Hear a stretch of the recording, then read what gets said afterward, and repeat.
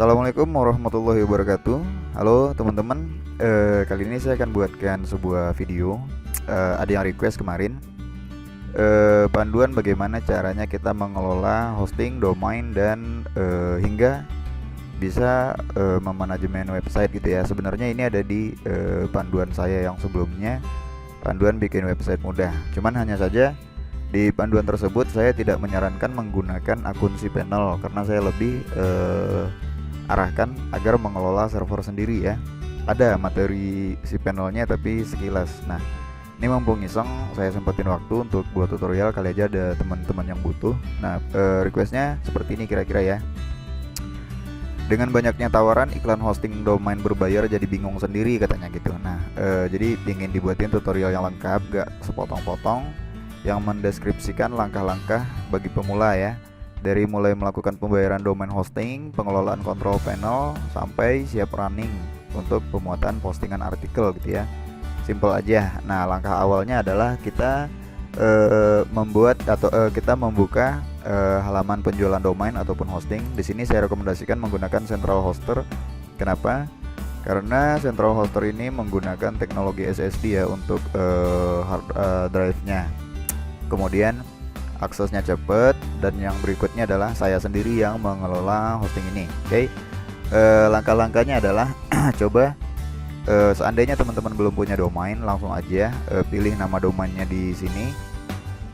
Misalnya saya butuh domain.com gitu misalnya ya. Kemudian klik cek ketersediaan. Atau kalau seandainya teman-teman sudah punya domain, jadi nanti tinggal pilih menu hostingnya aja. Jadi nanti disesuaikan dengan nama domain yang ingin teman-teman gunakan di hosting yang dari central hoster ya. Oke, kemudian tunggu hingga halamannya terbuka.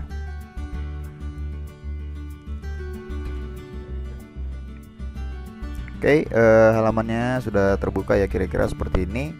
Kemudian masukkan kode di bawah L4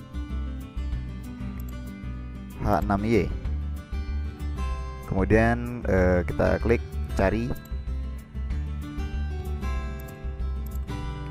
Ini koneksi saya rada lemot ya, jadi kita ulang aja. Pendaftaran domain, mana dia? Domain register.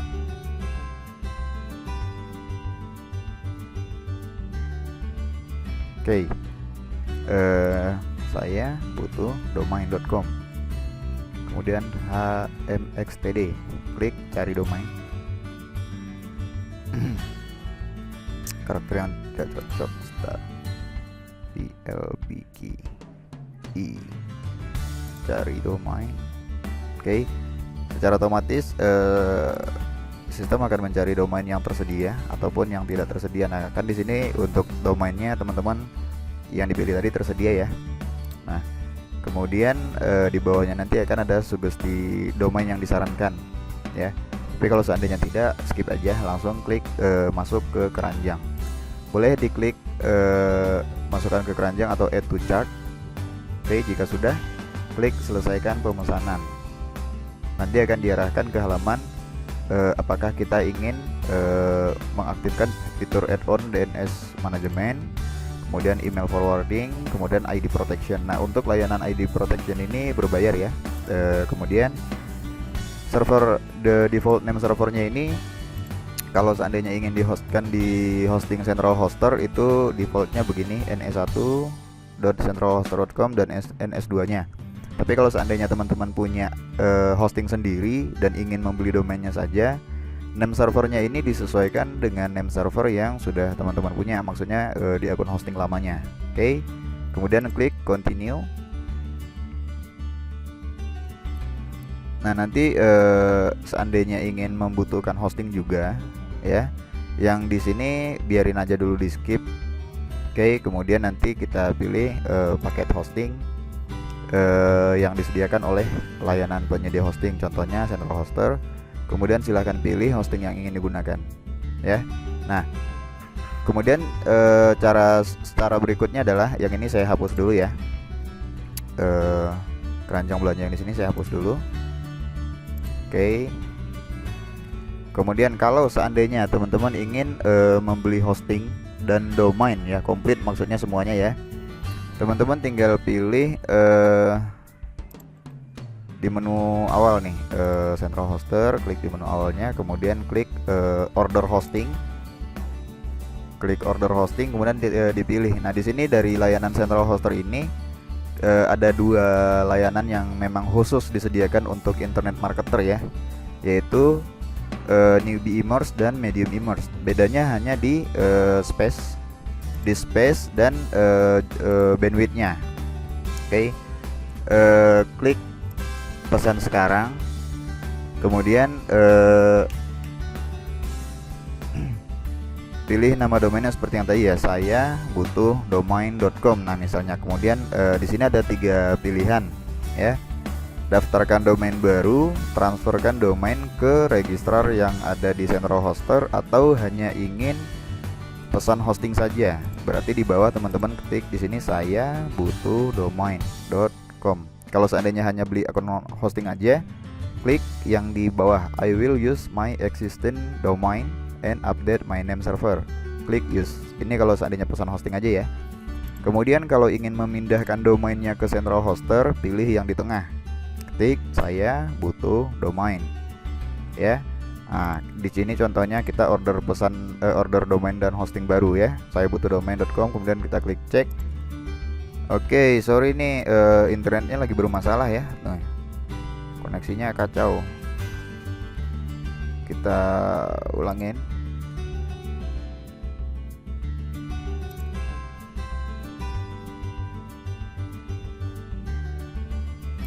Oke, videonya saya skip dulu, nanti saya lanjutin kalau seandainya koneksinya udah normal ya. Sekian dulu, nanti saya lanjut. Oke, kita lanjutkan, kita klik cek ya. Ini udah, ini tadi oke, udah muncul. Kemudian kita klik add atau add atau tambahkan ke keranjang gitu ya. Nah, kalau sudah, kita klik di bawahnya ini continue. Kemudian kita akan diarahkan ke keranjang belanja atau chart ya. Tuh, lihat lagi nih.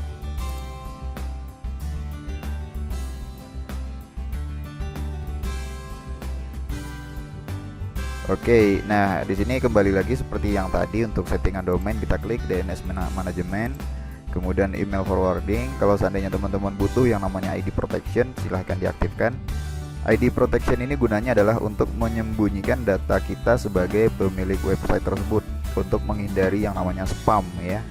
Kemudian klik continue. Oke, kita cek dulu di sini. Ini adalah akun hostingnya. Kemudian ini adalah domainnya ya. Jadi jika seandainya cocok, kemudian di bagian bawah silahkan masukkan kode promo atau kode diskon jika punya, atau jika perusahaan hosting tersebut menyediakan diskon ya. Kemudian jika sudah, ini nanti kita tinggal klik check out.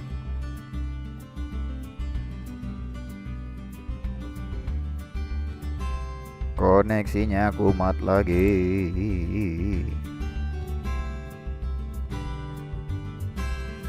Nah, langkah selanjutnya adalah teman-teman silakan isi data lengkap ya, alamat, semuanya diisi lengkap. Kemudian password. Nah, ini untuk login nantinya ya di halaman member areanya. Nah, kemudian di sini contohnya saya langsung login aja karena saya sudah terdaftar ya di sini.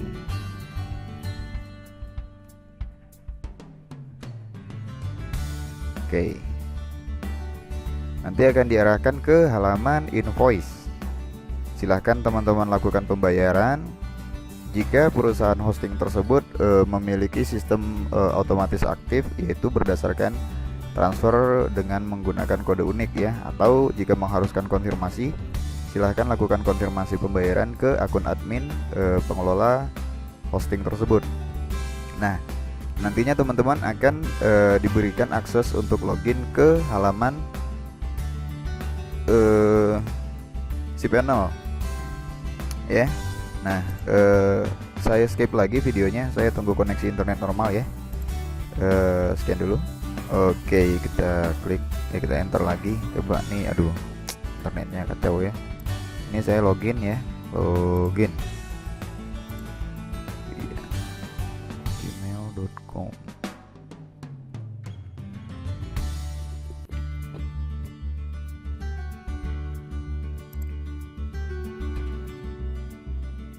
Nah, nantinya setelah kita mengisi data akan diarahkan ke halaman invoice ya. Silahkan ditransfer sesuai nominal yang tertera. Jika sistemnya menggunakan otomatis aktif berdasarkan kode pembayaran, nanti langsung otomatis. Jika tidak, langsung konfirmasi ya. Oke. Kemudian kita langsung ke halaman member area.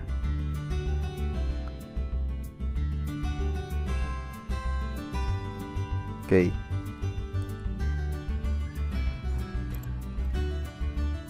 Nah, contohnya di sini seandainya layanannya sudah aktif, domainnya aktif, dan akun hostingnya juga sudah aktif, nantinya akan ada menu, dan kita juga akan dapat email notifikasi dari, nah ini Central Hoster, konfirmasi pemesanan ya. Informasi login juga nantinya akan dikirim berdasarkan ini email ya. Jadi nanti di sini ada beberapa layanan yang aktif, tertunda pembayarannya atau di suspend. Contohnya di sini kita buka yang elcotravel.com. Diklik bagian ininya aja.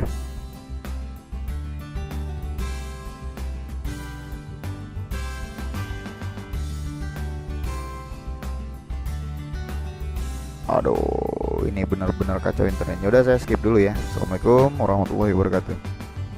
Oke, kita lanjutin ya. Mudah-mudahan ini koneksinya udah lancar ya. Oke. Nantinya kalau seandainya teman-teman sudah selesai melakukan pembayaran dan mendapatkan email dari penyedia hosting bahwa akunnya sudah diaktifkan, nanti di halaman member area nanti ada di menu service atau di menu layanan. Di sini diklik nama layanan yang aktif, contohnya Elco Travel. Kita klik aja menu yang di sini. Nah, kemudian nanti di sebelah kiri ada sub menu. Ini login ke cPanel, webmail, ataupun teman-teman ingin ganti akun password cPanel-nya. Biasanya nih akun login ke cPanel ini disertakan di email notifikasi layanan aktif ya. Cuman kalau saya kan orangnya rada-rada males. Jadi kalau seandainya mau ngapa-ngapain, saya login ke member area, kemudian klik login to cPanel, langsung otomatis login ya. Oke, pada saat kita sedang berada di cPanel, berdasarkan requestan teman-teman yang minta kemarin ya, sebenarnya cPanel ini tidak repot ya. Di sini ada beberapa menu utama, yaitu menu file, billing and support. Ini tergantung sistem cPanel yang sudah diintegrasikan dengan billing sistemnya. Ini bisa ada, bisa enggak, beda-beda ya, macam-macam tampilannya juga. Intinya sama fungsinya.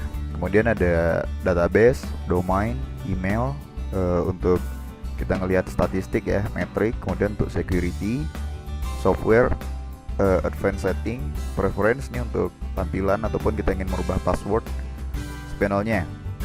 Kemudian ada Softacolos app installer. Ini bisa Softacolos, bisa menggunakan satu lagi apa ya, saya lupa. Softacolos sama, aduh lupa, pokoknya yang paling banyak dipakai itu Softacolos ya. Kemudian untuk file sendiri, di sini ada menunya File Manager, gunanya untuk kita mengelola file-file website yang akan kita setting ya. Oke, di sinilah semua isi dan konfigurasi file website yang kita miliki. Kemudian di sini ada directory privacy, disk usage. Ini kita bisa cek berapa penggunaan disk akun hosting kita. Kemudian kita bisa membuat akun FTP. FTP ini adalah file transfer protocol. Jadi kalau seandainya kita lagi males login ke cPanel, kita bisa gunakan FileZilla ataupun WinCP untuk melakukan transfer file antara komputer kita dengan server hosting ya. Kemudian database gunanya adalah untuk membuat database baru dan membuat username baru ya. Di sini saya tidak akan jelaskan secara rinci dan tidak akan membuatkan panduan rinci bagaimana cara mengelola database-nya. Ini banyak di Google ya, silahkan searching. Kemudian untuk di domain, di sini ada add-on domain, subdomain alias redirect, dan untuk pengaturan DNS ya. Oke. Untuk add-on domain sendiri, kalau seandainya hosting yang teman-teman beli itu memberikan gratis 5 add-on domain, 1, 3 atau berapapun add-on domain gratis ataupun unlimited add-on domain, kemudian bisa diisikan di add-on domain ya. Jadi teman-teman beli hostingnya satu kali, kemudian bisa memasukkan beberapa domain di sini. Nah, kalau untuk paketan dari Central Hoster sendiri, untuk yang paket newbie immerse ini kita berikan 5 add-on domain gratis. Ya, maksudnya kita bukan memberikan domain gratis, tapi bisa memasangkan 5 domain lagi ke dalam hosting ini ya. Kemudian kalau untuk subdomain itu unlimited, jumlahnya tidak terbatas gitu ya. Kemudian di bagian email, di sini untuk membuat akun email ataupun membuat forwarder email. Jadi seandainya ada mengirimkan email di alamat email tertentu berdasarkan domain yang kita miliki, akan di forward ke akun email kita yang lain gitu ya. Kemudian untuk security di sini tidak terlalu banyak dibahas, tapi di sini ada fitur SSL gratis ya. Itu menggunakan Let's Encrypt. Tinggal diklik aja, dipilih domain yang ingin kita instalkan SSL gratisnya. Kalau bingung silahkan searching di Google. Kemudian di bagian software juga di sini untuk melakukan settingan konfigurasi php.ini ya, untuk settingan PHP-nya. Kemudian untuk advance ini ada cron job. Seandainya nanti ada sistem yang teman-teman gunakan itu mengharuskan membuat perintah cron job, itu ada di menu advance ya. Oke, kita lanjutkan ke tahap bagaimana cara menginstal website. Nah, yang diminta oleh teman kita ini WordPress ya. Ada 2 cara. Yang pertama secara otomatis dan yang kedua adalah secara manual. Kalau secara otomatis kita bisa gunakan aplikasi Softaculous ya. Bisa klik di menu ini ataupun bisa langsung pilih di bagian script yang sudah kita lihat. Sama aja. Contoh kita langsung klik WordPress. Kemudian kita tinggal klik install now ya. Kalau seandainya website yang kita taruh di sini ini sudah kita instalkan SSL-nya, protokolnya kita pilih SSL HTTPS ya. Kemudian choose domainnya, kita pilih domain yang sudah kita pasangkan. Kemudian direktorinya dikosongkan, jangan ada direktori, karena nanti kalau kita pasangin direktori pada saat kita buka websitenya itu harus menggunakan direktorinya. Kemudian site setting, nama websitenya, kemudian deskripsi ya, kemudian ini untuk admin login, dan ini passwordnya. Oke, langsung klik install aja. Kemudian kalau kita menggunakan cara otomatis ini kita tidak perlu membuat database dan usernya secara manual, karena otomatis dibuat dari akun Softaculous ini ya. Begini kalau cara otomatis. Kalau cara manual itu kita bisa download file WordPress-nya, kemudian kita upload ke dalam public HTML-nya, kemudian kita klik filenya, contoh ini file zip-nya ya, kemudian kita klik extract. Jika sudah, langsung kita akses websitenya atau alamat domainnya, begitu. Nah, jika sudah nanti kita tinggal isi aja data-datanya, kemudian website berhasil diinstal. Kalau untuk cara settingnya itu banyak ya di Google ya. Di sini saya akan ilustrasikan sekilas aja. Ini saya pause dulu. Oke, ini langsung saya demonstrasikan cara installnya yang cara manual ya. Kebetulan saya udah ganti ke domain satu lagi, bonus gratis web.site ya. Kemudian saya buat folder wp di situ, kita akses halamannya, kemudian klik continue. Kemudian ada informasi begini, diklik let's go aja. Kemudian kita buat nama database-nya, disesuaikan dengan database teman-teman ya. Kemudian masukin passwordnya. kemudian klik submit. Oke, jika sudah, klik run install, kemudian tulis site title-nya,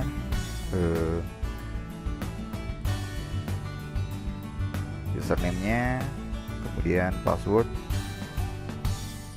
kemudian email. Oke, klik install WordPress.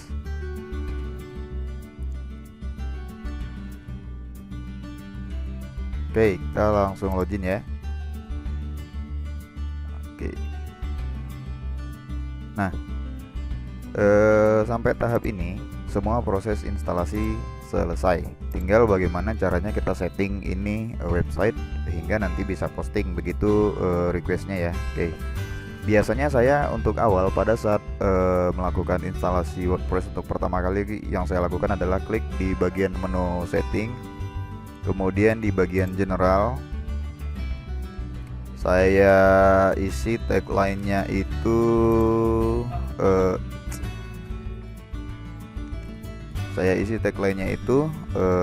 share tutorial website ya, gitu aja lah intinya ya. Kemudian di bagian time zone-nya ini misalnya saya lagi di waktunya GMT 7 ya, Jakarta. Ke Jakarta, kemudian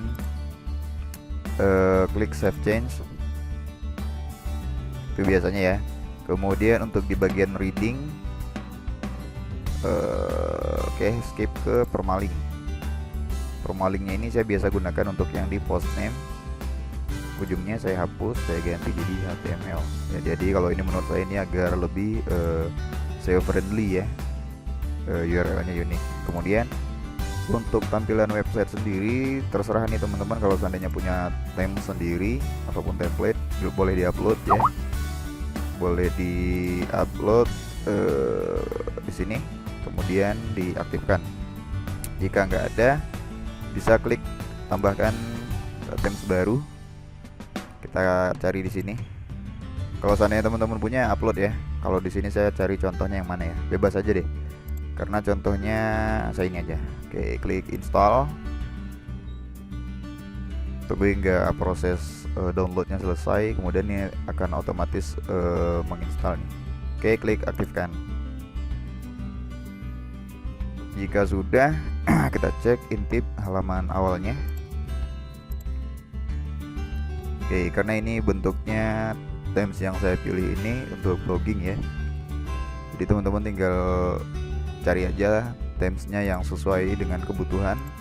Kemudian biasanya lagi yang sering saya lakukan adalah klik menu, di bagian appearance menu kita buat menu baru, misalnya di sini menu, enter. Kemudian kita cek dulu manage location-nya ini support berapa menu nih. Oh, ada 3, berarti kita buat 2 menu lagi. Create new menu, sini social menu, kemudian kita create lagi yang baru berdasarkan fitur themesnya ya, footer menu. Nah, select menu to editnya ini kita langsung ke main menu dulu. Main menu ini adalah menu yang akan kita tampilkan di paling awal ya, default menunya. Misalnya di sini cara untuk bikin menu itu ada beberapa cara, berdasarkan halaman atau page, berdasarkan postingan, ataupun custom link, ataupun berdasarkan kategori ya. Terserah teman-teman sukanya yang mana. Saya biasanya berdasarkan halaman ya. Oke, contohnya di sini kita pilih yang custom menu aja. Di sini home. Oke, kemudian di sini about, kemudian profile. Oke, 3 ini aja, jangan lupa klik save. Ini untuk contoh main menu ya. Kemudian untuk footer menu kita klik select, kemudian custom. Ini bebas ya, terserah teman-teman nih. Kalau seandainya nanti ada punya page, pilih menunya berdasarkan page. Di sini saya hanya contoh, saya gunakan salah satu dari yang ini nih. Yang saya gunakan adalah custom link. Oke, di sini mungkin privacy. kemudian disclaimer,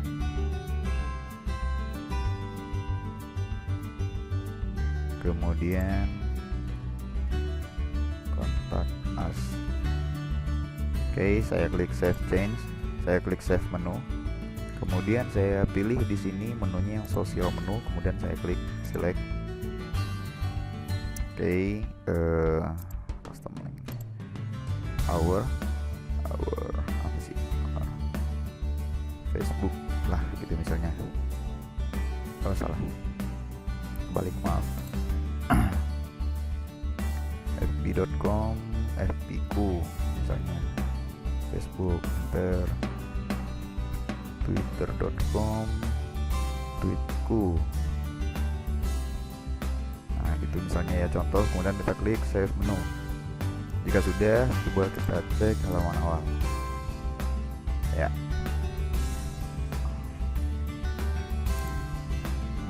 Oh ya, manage locationnya kita klik dulu ya.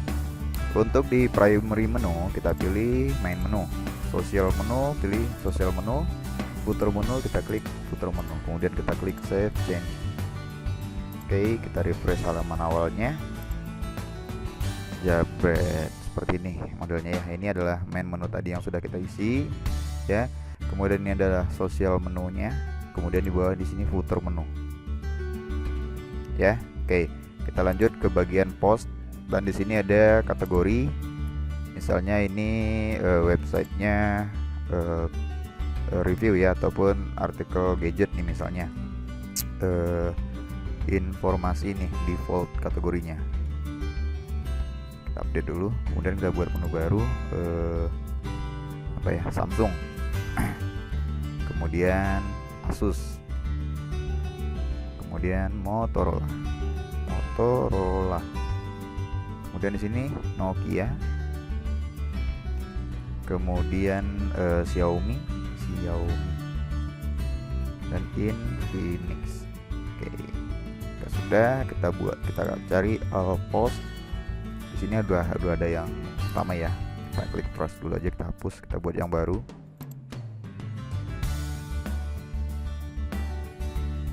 Contoh artikel website review. Oke, di sini satu. Ini hanya contoh ya. Ya, jadi kita gini-gini aja.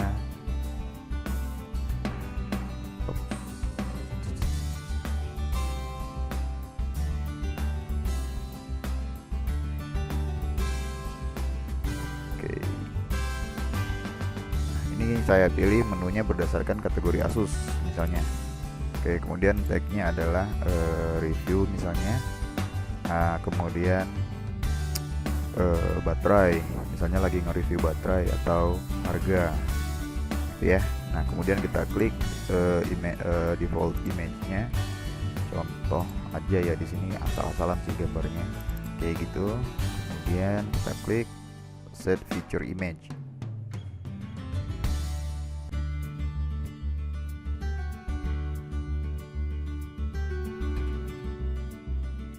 Oke. Kemudian jika ingin menambahkan gambar di dalam postingan, teman-teman bisa klik di bagian postingan, kemudian pilih add media. Contoh lagi, boleh upload, boleh klik yang sudah ada. Kemudian insert to post. Kemudian jika ingin rapi, klik gambarnya, klik di sini agar rata tengah, atau klik gambar pensil di sini untuk edit. Ukurannya boleh diganti jadi large atau agak-agak gede dikit ya. Oke, jika sudah begini, boleh kita klik publish. Nah, contohnya kita buat postingan satu lagi, contoh artikel website review 2. Oke, 2. Kemudian anggaplah ini tulisan indah ya. Kemudian oke, kita isikan gambar di sini, add media. Kemudian kita upload. Tiring. Oke. Tunggu hingga selesai.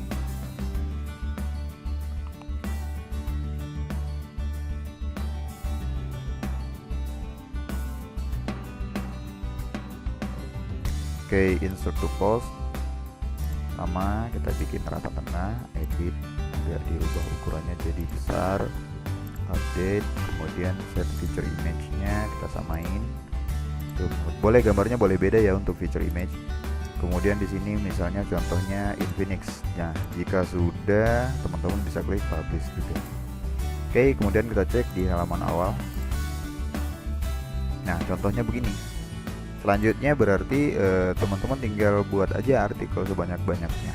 Dan untuk tampilan ini berdasarkan template ataupun themes yang teman-teman instalkan. Begini aja ya.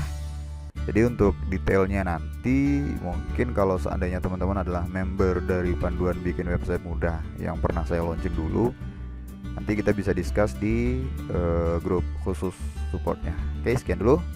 Wassalamualaikum warahmatullahi wabarakatuh.